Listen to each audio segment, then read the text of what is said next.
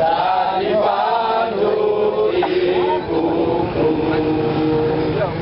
Indonesia kebangsaanku, bangsa dan tanah airku. Perjuangkan nasib kalian yang sampai saat ini, yang selalu dan selalu mengalami banjir, apalagi di musim hujan ini. Dulu sebelum diadakan pembangunan di daerah Wadosimo, banjir tidak sedahsyat seperti saat ini. Kenapa? Karena kesalahan yang dilakukan oleh ULP, yaitu saudara Tribotro, yang dengan persekongkolan jahat telah melakukan permainan dalam bentuk lelang, di mana lelang ini dimenangkan oleh CW Sono Kembang yang notabene adalah jauh di bawah nilai pagu 1 miliar. Ini sudah jelas, ya insya Allah.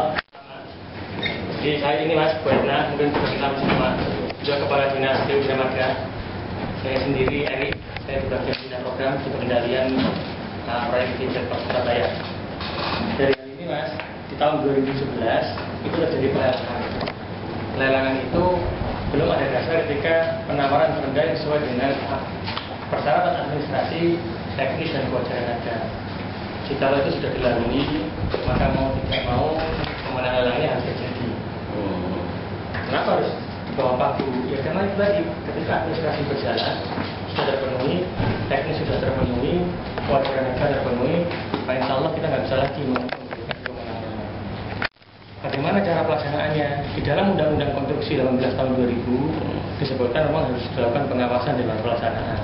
Pengawasan itu sama masing jenengan ngomong mau dilaksanakan di lapangan, maka dilakukan pengawasan oleh Dinas PU Bina Marga. Setelah dilakukan pengawasan, pelaksanaan pekerjaan, ternyata namanya CV Sono Kembang. Sono Kembang. CV Sono Kembang ini tidak bisa melaksanakan pekerjaan sesuai persyaratan yang sudah ditetapkan dalam pelelangan. Iya. Bagaimana hal berbedanya pelelangan dengan pelaksanaan? Pelelangan itu adalah di atas kertas, Mas. Di atas kertas, dia nama secara teknis itu tidak bisa digugurkan. Dan hal ini sudah disampaikan juga ke LKPP, Lembaga Kajian Pengembangan Keadaan Bangsa Pemerintah. Jika sesuai di atas kertas itu sesuai, kita nggak bisa cek lapangan. Tetapi ketika pelaksanaan di lapangan tidak sesuai dengan persyaratan teknis yang dia buat, yang dia berjanjikan, sama Bu Enek langsung disikat, Mas. Di blacklist lah CV itu. Dilakukan oleh ulang di tahun 2012 insya Allah ini. Dilakukan 2012, sudah ada pemenang lelangnya. Tetap penawaran terendah yang menang. Dengan nilai tetapi apa? 800 juta. Karena penawaran terendahnya sudah 800, Mas. Penawaran terendahnya 800. Di dalam 2012 itu adalah surat Menteri PU yang menyebutkan bahwa kalau dulu tidak ada aturan, kalau sekarang ada aturan bahwa di bawah 80% OE, sekian betul, Mas. Di bawah 80% OE itu harus dilakukan klarifikasi ke lapangan. Contohnya harganya berapa, semuanya berapa, itu kita lakukan. Sebelumnya saya mohon pengakuan, apakah ULP merasa bersalah nggak dengan kasus seperti ini? Tidak ada, Mas. Gagal dari mana? Padahal dia sudah paham, nggak mungkin bisa diambil dengan harga segini. Pengajuan bagus. Gini, dalam orang sini saya yakin orang minus semua. Dia paham juga konstruksi gimana. Nggak mungkin, nggak tahu kalau itu nggak mungkin bisa dikerjakan. Saya pun punya pemikiran Pak Erik, jadi begini Pak Erik.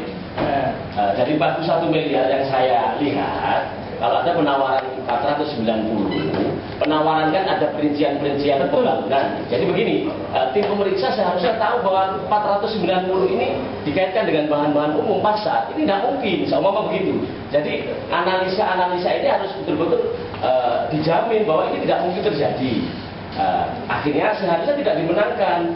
Sebenarnya sama yang tahu kalau dimenangkan tidak mungkin bisa menggarap karena bahannya seperti ini, lokasi kerjanya begini, ya kan? Sehingga saya ngomong pagu 1 miliar itu berdasarkan apa dulu pagu 1 miliar? Kan berdasarkan hitungan juga, ya kan? Nggak mungkin ngawur tak pakai pagu 1 miliar, nggak mungkin. Semua ada aturan.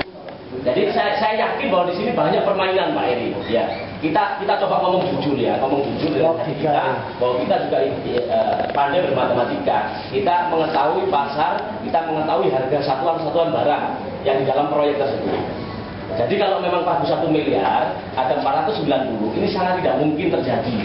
Sangat tidak mungkin karena bahan-bahan yang dikelola atau yang dibeli jika dalam 490 juta itu tidak mungkin terjadi. Ya. Jadi aku ngomongin jenis regane rokok 10.000 belum ngomongin uang, nggak mungkin Pak. Nah di sini makanya aku ngomong yakin banyak permainan yang merugikan rakyat pada nantinya. Yang pertama, yang kedua, kesengajaan dari pemenang terendah ini memang bertolak belakang dengan banyaknya tender pemenang yang teratas Pak. Ya, jadi beberapa tender itu kira-kira 15 sampai 20 tender pemenang yang teratas. Saat ini? Iya saat ini menang yang teratas. Saya tidak mempersoalkan menang yang teratas karena memang menang yang teratas ini adalah ideal dalam sebuah proyek pembangunan. Artinya betul-betul saya yakin bahwa proyek ini akan terselesaikan dengan baik. Tetapi kalau seperti ini kan menjadi acuan. Sehingga nanti kalau menang teratas terus tidak ada satu komplain. Kenapa yang teratas? Karena kalau yang terbawah pasti ada persoalan. Nah, kalau sekarang ditenderkan kembali dengan 800 juta piro kerugiannya sing duwe APBD Pak. Coba dihitung bareng-bareng. Bentar. Ini satu proyek ya. Yang ada 10 proyek seperti ini tidak ada yang komplain masyarakat. Apa yang terjadi? Kalau dengan bilang itu di Kepres 80, kalau mau lihat, kalau mau bilang itu sama saya silakan. Maksudnya tidak apa-apa. Bisa disebutkan bahwa kalau penawaran di bawah 80% itu tidak bisa digugurkan. Bukan masalah tidak bisa digugurkan Pak. Sebentar. Rasional kita dalam merinci sebuah pemenang lelang dengan proyek. Iya, sebentar Pak. Iya dong. Yang mengakomodasi ini adalah namanya LKPP. Di situ disebutkan bahwa di perpresnya aturannya berbunyi. Jikalau kita menawar di bawah 80% negeri, itu tidak bisa digugurkan ketika orang itu sudah bawa surat pernyataan sehingga yang dinaikkan adalah jaminan pelaksanaannya di 2010 sampai dengan 2011. Mulai 2004 sampai 2011 tidak ada dasar untuk itu. Partai sekarang. Partai. Nah, sekarang kan terjadinya partai sekarang jangan ngomong doang di sini. Bentar Mas, bentar. Ini saya mau tanya, ini kan bingung itu. Iya. Jadi kan itu tanya lelangnya atau tanya pelaksanaannya? Saya dua-duanya. Iya. Ada kepastian bagaimana tentang sebuah pemenang lelang yang saya rasa tidak masuk akal terjadi. Bagaimana sanksi hukumnya yang pemenang lelang ini tidak bisa mengerjakan proyek. Terus yang terpenting kapan itu dibangun supaya masyarakat tidak resah, ya kan? Enggak. Satu, sanksinya itu kena blacklist namanya soal kembang. Yang kedua, sekarang sudah dilakukan pekerjaan di lapangan karena sudah ada pemenang. Sekarang sama saya sana. Sekarang enggak? Sebentar Mas. Saya yang punya wilayah rumah saya di sana, jadi saya yang tahu. Belum ada. Saya enggak. Iya Mas, sekarang sudah ada pemenangnya. Sehingga dia sekarang juga mengerjakan. Ayo sama ngomong sekarang ada pengerjaan. Sudah exit Mas. Bu Erna mau mengerjakan sudah exit. Exit itu diukur dulu. Sudah ada pemenang, barulah dilakukan exit lapangan. Exit lapangan barulah dilaksanakan pekerjaan. Tidak mungkin Mas ketika tiba-tiba menang orang berharap gitu. Iya Pak. Ada pertanyaan sekarang saya tanyakan, saya nggak mau dirugikan seperti ini karena ini buat patokan untuk menaikkan harga sekarang ini. Yang dikorbankan dong supaya saya merasa kesusahan setiap kali banjir. Ya, jadi Mas, tahun ini untuk bulan berapa akan dikerja? Apa sudah exit di lapangan? Mulai kapan exitnya? Seminggu lagi sudah ada exit Pak. Jadi seminggu lagi jadi pemerintah sudah menyampaikan ada exit di lapangan. Bisa dipegang sudah ada pemenang. Bisa dipegang kalau aksinya 1 minggu lagi. Aku Pak, pegangan ya. Ya benar. Karena pelaksanaan yang bertanggung jawab yang terjadi di wilayah Bu Erna. Karena pelaksanaan Pak, bukan pelelangan. Bukan. Yang saya merasa dirugikan. Karena setiap tahun, setiap kali banjir, masuk di dalam rumah itu. Nggak bisa jalan, semuanya itu. Simulirnya punya. Saya sekarang mau tanya siapa yang bertanggung jawab pada waktu itu ini. Jadi Pak, saya tutup. Kalau namanya lelang itu selesai di sini. Namanya ada pelaksanaan Pak. Pelaksanaan itu ada di dinas PU Bina Marga. Iya. Pelaksanaan dari situ Bina Marga Mas. Jadi bukan ada di sini. Juga itu Bina Marga. Itu Bina Marga pun ketika masyarakat, rekanannya nggak belum bekerja apa Mas. Makanya sekarang dilakukan pelelangan lagi karena itu ada blacklist, maksudnya blacklistnya. Ya dendanya itu sampai sekian ratus juta.